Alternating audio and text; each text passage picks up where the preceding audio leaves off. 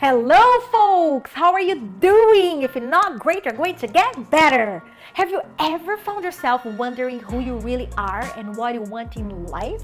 Self-knowledge is essential for navigating the labyrinth of our existence with clarity and purpose. In my opinion, it's almost impossible to be happy and lead a fulfilling life without knowing oneself. So, if you're ready to take the first steps toward the journey of self-discovery, this video is for you. I'm going to share with you 5 powerful tips that I've used to get to know myself better over the years and achieve self-realization. I'm sure they will help you too. Let's get started. I'm Sarah Lippi and I'm thrilled that you are here. So if you haven't subscribed to this channel yet, please do me a favor. This channel is new and I promise you that I will always push you up with uplifting content every single week. So subscribe and hit the bell button. Self-knowledge came into my life around 2007 or 2008 when I was already here in Canada. I watched the documentary The Secret, and that's where I started learning about the law of attraction. You've probably seen it, but if not, it's definitely worth it because it's very motivating and it gives you the faith to manifest whatever you want in life. That's where I first heard about the technique of affirmation and visualization, where you think about something you desire and wait for it to come true. I started writing affirmations and it worked out very well. That's when my journey with self-knowledge began. I will share a bit of this journey with you throughout these 5 tips that I will give you if you want to start getting to know yourself better but don't know where to begin. But let me warn you, you can't get to know yourself better without these 5 tips. So if you are the impatient type like I used to be, who skips from the second tip to the 4th tip, hold on. In fact, I saved the last tip, which is very special, and the cherry on top of the cake for anyone who wants to get to know themselves quickly. So, if you're here to learn to know yourself better to have a fulfilling life, it's worth listening to every word I say in this video and even grabbing a notebook and a pen because it's important to write down these tips to start putting your self-knowledge into practice. First tip, practice daily reflection. There is nothing better in life for those who want to know themselves than solitude. Solitude can be beneficial because it offers time for reflection, self-awareness, and emotional recharge. It is a time to reconnect with yourself, understand your needs, and cultivate emotional independence. When I lived in São Paulo, Brazil, because I am Brazilian, I was always surrounded by friends and barely had time to get to know myself. And when someone criticized me, I felt upset and thought it was terrible. But then I reflected. Here in Canada, I learned to reflect even more because when we leave our country to live abroad, we start from scratch in everything.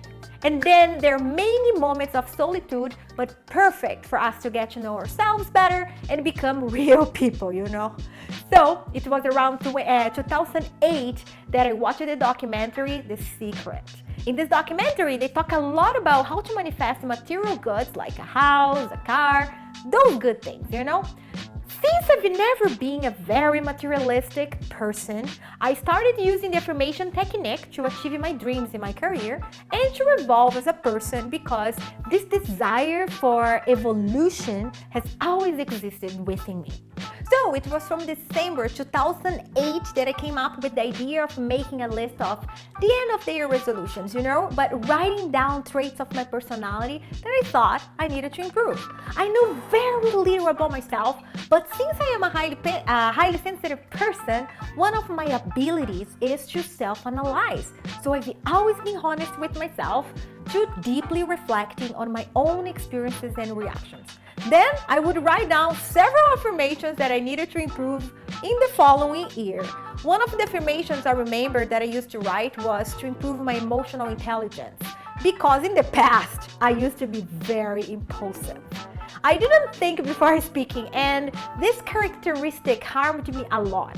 Besides offending people, I regret it, I felt ashamed and kept apologizing to my friends, until I realized, and I got tired of being like that.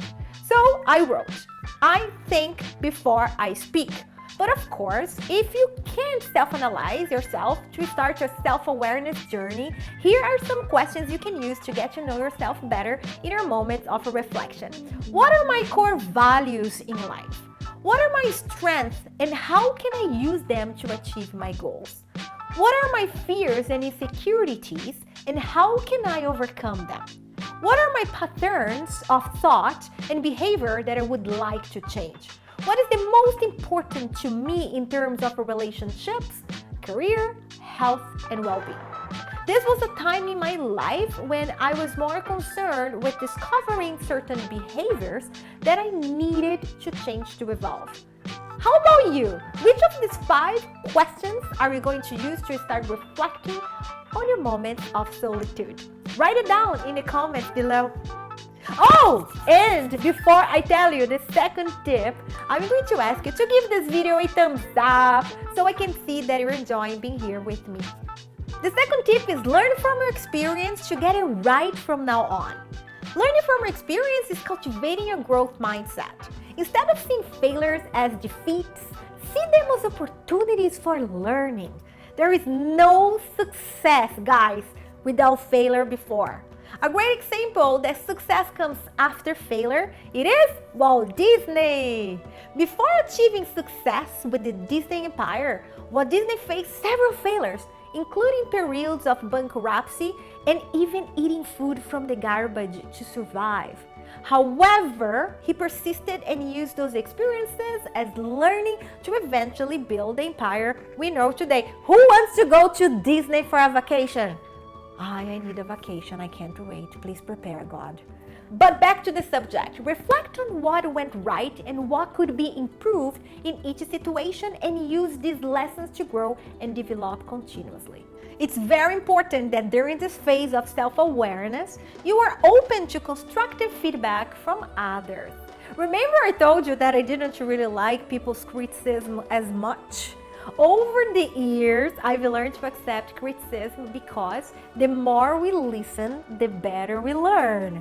And if I hadn't learned to listen to my friends' criticism, today I wouldn't be playing curling and traveling around the world with the Brazilian team.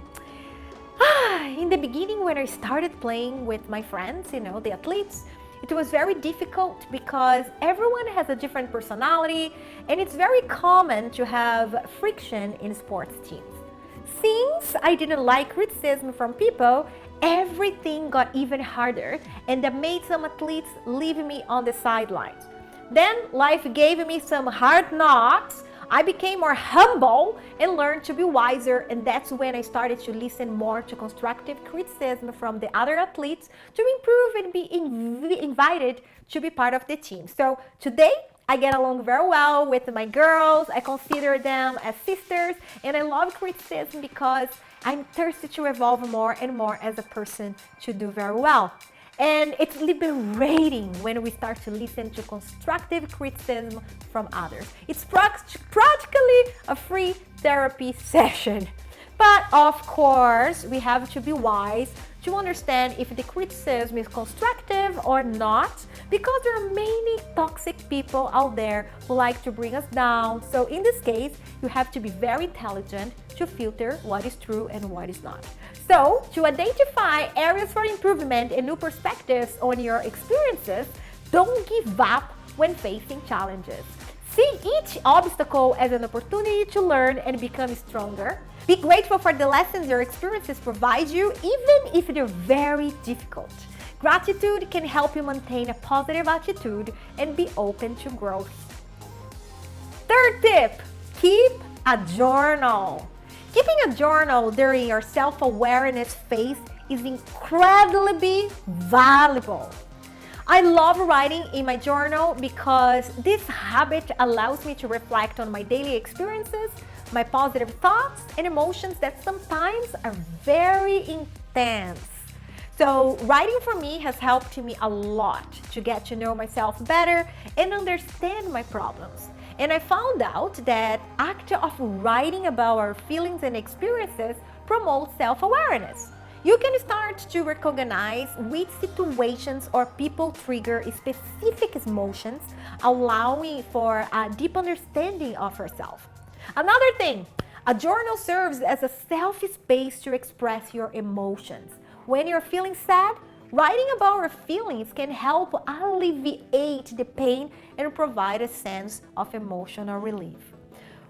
Wow, I really don't know what I would do without my best friend, which is my journal today. Likewise, recording moments of happiness can also help you cultivate gratitude and appreciation for life. By writing about ups and downs, especially limiting beliefs, you can assess your personal progress over time. I love opening my journal and reading a day there in the past, where I was going through a terrifying situation almost without a way out. Then today, I see how much I learned and overcome.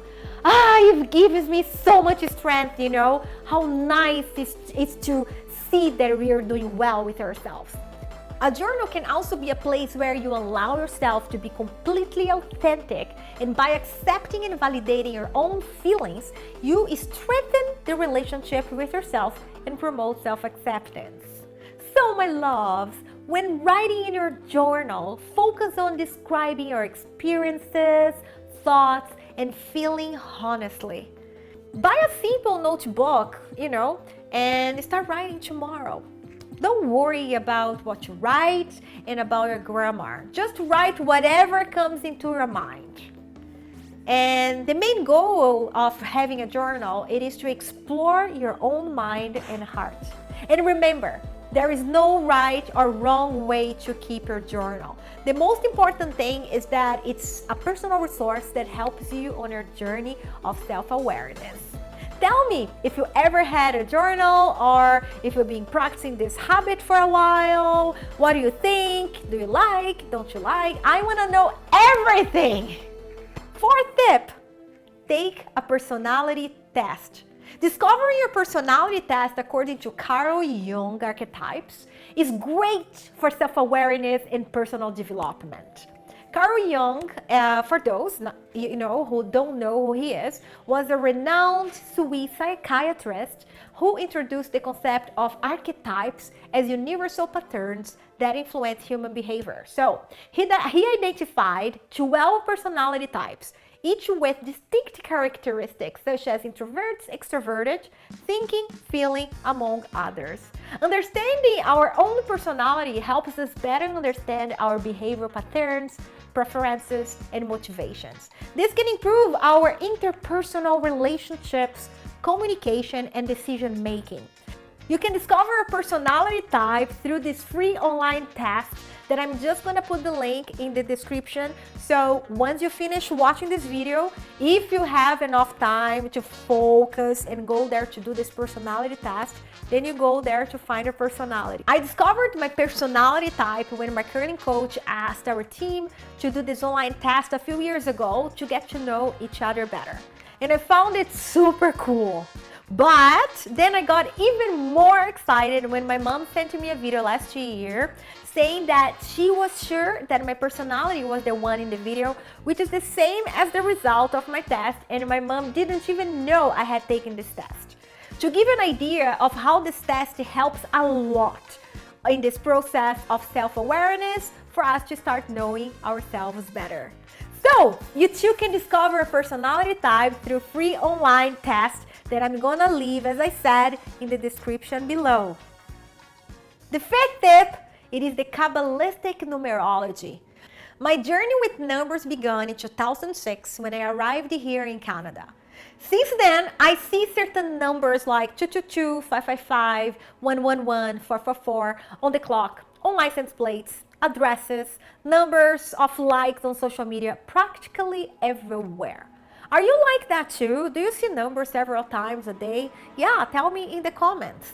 I've researched this topic and found that many people actually see these numbers.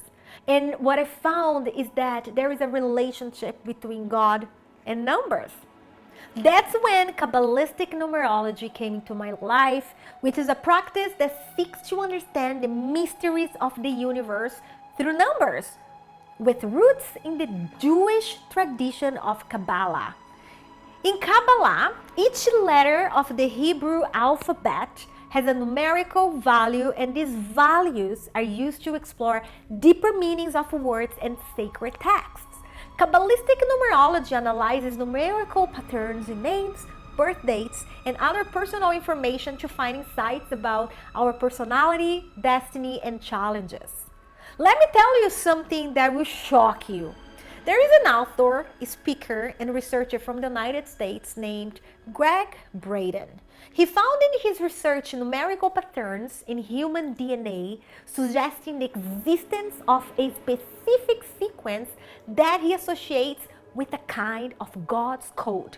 He used Cabalistic numerology as a method to translate these numerical patterns, arguing that each part of the human body has a unique code, like the heart and liver, which would be universal among individuals. Like in a computer, everything about us is encoded, from our organs, the color of our skin, our hair, our personality. This practice involves complex and symbolic interpretations and is considered a way to seek wisdom and spiritual guidance. That's when, coincidentally, I saw Gabi, this influencer from Brazil known as Gabriela Pugliese, talking in her stories on Instagram that she did the Cabalistic numerology map with this guy called Pedro Martins, and I was very curious about this map, and I contacted him, and to my surprise it was very cheap. I think I paid like 989 reais, something like that. My goodness, I was amazed when my map arrived, and first of all, it has several pages. So you will find in this map who you are, what are you good at, what are your weaknesses, what motivates you, what do you need to improve. It's practically a guide to your existence here on earth, and it's very interesting. So I guess you can try to find someone on Google, who does this numerology map. If I find someone, I'll absolutely put in the description below. So that's it, brothers and sisters. Did you like these tips? Congratulations for making it so far. That's determination to succeed, and I'm sure your journey of self-awareness will be incredible. You will get to know yourself, you will start to understand yourself better, you stop blaming yourself, and you start to truly love yourself because you are special and deserve to be happy. Before you go, don't forget to subscribe, like this video, because I always want you to be back here with me every week. Big hug, and I see you in my next video.